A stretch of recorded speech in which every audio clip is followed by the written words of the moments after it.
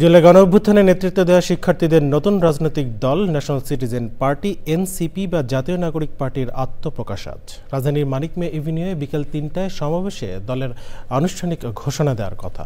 সেখানে আছেন শহীদুল্লাহ রাজু, আমরা যাচ্ছি তার কাছে। রাজু, আমরা জানি যে বিকেল ৩টায় সমাবেশে আনুষ্ঠানিক ঘোষণা আসার কথা, তো এখন সমাবেশের প্রস্তুতি কেমন দেখছেন, আর নেতাকর্মীরা কি সমাবেশ স্থলে আসতে শুরু করেছেন?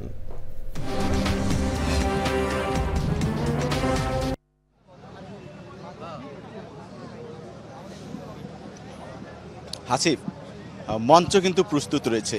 জুলাই গণঅভ্যুত্থানের পর যে নতুন পরিস্থিতি তৈরি হয়েছে, পরিবর্তিত পরিস্থিতিতে আজকে নতুন একটা রাজনৈতিক দলের আত্মপ্রকাশ করতে যাচ্ছে, সেটা হলো জাতীয় নাগরিক পার্টি এনসিপি।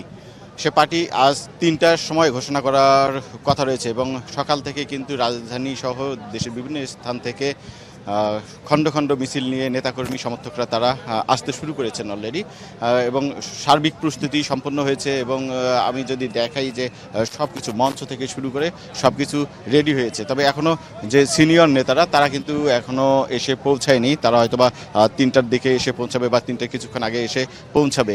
আরেকটা বিষয় জানিয়ে রেখি যে এই দল যে জাতীয় নাগরিক পার্টি, সে পার্টির কিন্তু আহ্বায়ক নাহিদ ইসলাম, সদস্য সচিব আক্তার হোসেন সহ অনেক কয়েকজন, প্রায় ৮ জনের নাম সিলেক্ট করা হয়েছে এবং বাকি সব আমরা জানতে পেরেছি। এবং বাকি সব যে কমিটির সদস্যরা আছেন তাদের নাম ঘোষণা এবং পার্টিটি কিন্তু আজকে ৩টার পরে যে আনুষ্ঠানিকভাবে যাত্রা শুরু করবে।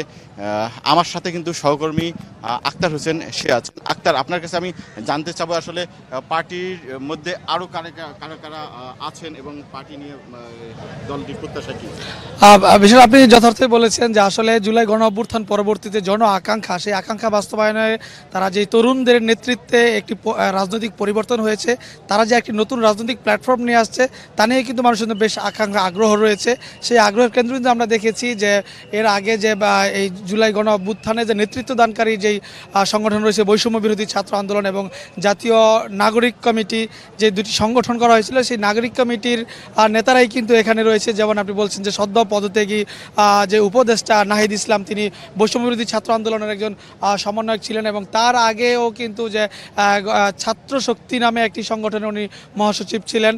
সেই সংগঠনের যেই নাহিদ ইসলাম, তিনি কিন্তু এই যে নতুন যেই ন্যাশনাল সিটিজেন পার্টি হচ্ছে সেই এনসিপির তিনি আহ্বায়কের দায়িত্ব নিতে যাচ্ছেন। এবং নাগরিক কমিটির যিনি সদস্য সচিব ছিলেন এবং যিনি তার আগে নাগরিক শক্তি যেই সংগঠন ছিল তারও উনি সভাপতি ছিলেন, যে আক্তার হোসেন ডাকসুর যে সমাজসেবা বিষয়ক যেই সম্পাদক, তিনি এই সাধারণ সম্পাদক বা সদস্য সচিব দায়িত্ব পালন করছেন। এবং আমরা দেখছি নাগরিক কমিটির যে ইয়ে রয়েছে, আহ্বায়ক ছিলেন নাসিরউদ্দিন পাটওয়ারি, তিনিও কিন্তু থাকছেন। এবং বৈষম্য বিরোধী ছাত্র আন্দোলনের যারা নেতৃত্ব দিয়েছেন, বিশেষ করে সার্জিস আলম, হাসনাত, তারাও কিন্তু এখানে মুখ্য সমন্বয়কের ভূমিকায় থাকতেন। অর্থাৎ বিষয়টা হলো যে আজকে 151 সদস্য বিশিষ্ট, আমরা শুনতে পেরেছি 151 সদস্য বিশিষ্ট কেন্দ্রীয় কমিটির নাম আজকে ঘোষণা করা হবে। তার মধ্যে প্রধান যাদেরকে ঘোষণা করা হচ্ছে, অর্থাৎ আপনি এতদিন বৈষম্য বিরোধী ছাত্র আন্দোলন এবং নাগরিক কমিটির যাদেরকে সামনের সারিতে দেখেছেন, তারা আসলে এই যে নতুন রাজনৈতিক দল, এই রাজনৈতিক দলেরও কিন্তু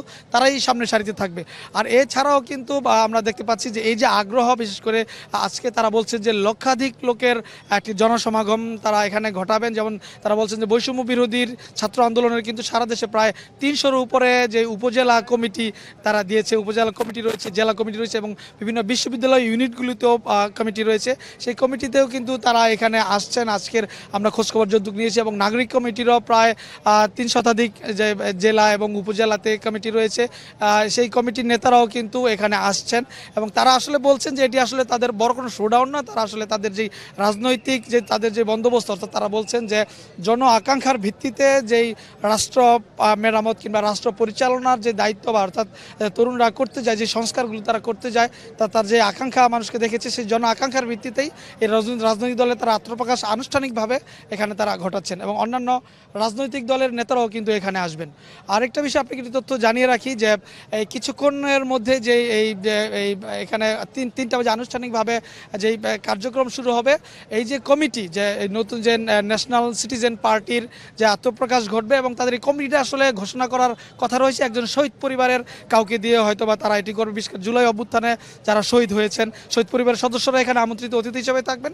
তবে যতদূর শোনা যাচ্ছে যে একজন পরিবারের কেউ এই কমিটি ঘোষণা করবেন। আরেকটা বিষয় আপনার কাছে জানতে চাচ্ছি যে আজকে যারা অতিথি তারা কারা কারা থাকবেন এবং কারা কারা এই পার্টির আত্মপ্রকাশ অনুষ্ঠানে অংশগ্রহণ করবেন বলে আপনি জানতে?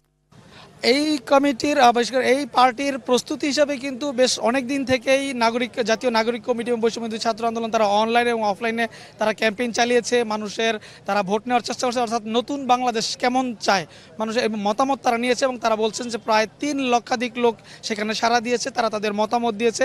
তারা বলছে যে সবাই আসবে এবং রাজনৈতিক দল বিশেষ করে আওয়ামী লীগ এবং জাতীয় পার্টি ছাড়া সমস্ত রাজনৈতিক দলের নেতৃবৃন্দকে তারা আমন্ত্রণ জানিয়েছে এবং তারা আশা প্রকাশ করছেন যে সকলে আসবেন। বিশেষ করে প্রধান উপদেষ্টা সহ যে বর্তমান যে সরকারের উপদেষ্টাগণ রয়েছে তাদেরকেও তারা আমন্ত্রণ জানিয়েছেন, সুশীল সমাজের প্রতিনিধিদেরকে আহ্বান জানিয়েছেন।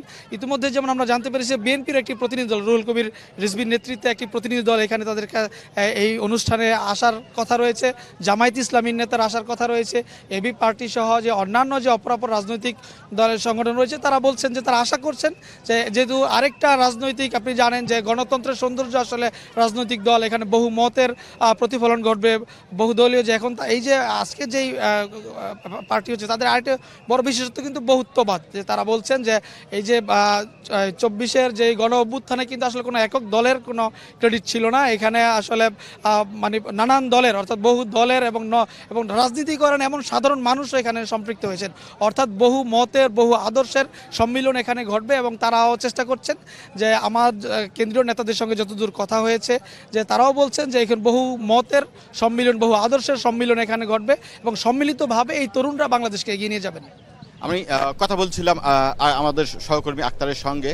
আমরা যতটুকু জানতে পেরেছি যে নতুন যে রাজনৈতিক দলটি আত্মপ্রকাশ করতেছে জাতীয় নাগরিক পার্টি, সে নাগরিক পার্টি এই দলটি হবে মধ্যপন্থী, তারা ডানপন্থী বা মধ্যপন্থী হবে বলে আমাদেরকে জানিয়েছেন। এবং জুলাই অভ্যুত্থানের পর আওয়ামী লীগ সরকারের পতন হয়েছে এবং এরপর পরিবর্তিত পরিস্থিতিতে এই নতুন রাজনৈতিক দলটি চড়াই উতরাই পেরিয়ে সামনে কিভাবে এগিয়ে যাবে সেটাই হবে এখন এই নতুন রাজনৈতিক দলটির প্রধান চ্যালেঞ্জ।